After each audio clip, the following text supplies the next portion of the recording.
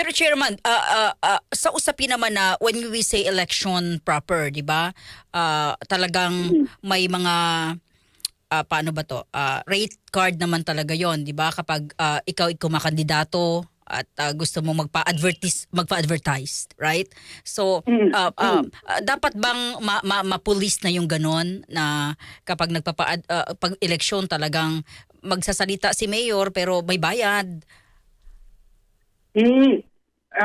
Siguro po, iwalay na usapin yung advertising, no? Dahil klaro naman na kumbaga ay commercial transaction o business transaction yan. Ang mahirap po kasi ay yung magkakaroon tayo ng interview na hindi natin sasabihin na bahagi siya ng advertising package o ano. Kasi maaari isipin ng audience na ini-interview to kasi wala lang.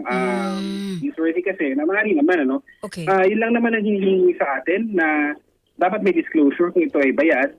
At pangalawa, dapat meron pa rin po tayong independence. Ibig sabihin, maaari tayo magtanong ng mga medyo, sabihin natin, mahirap na tanong o komplikadong tanong doon sa subject, no? Hindi naman niya binili niya dapat ay airtime, di ba? Parang gano'n. Hindi naman niya binili yung reporter, hindi naman niya binili yung kumbaga yung standards nung kumpanya, no? Wala naman sa usapan yon. So dapat po talaga yan ay disclosed kung may bayad. At yun nga, dapat pwede ka pa rin magtanong. Kumbaga hindi naman masyadong slanted pa.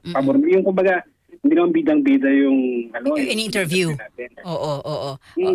Okay.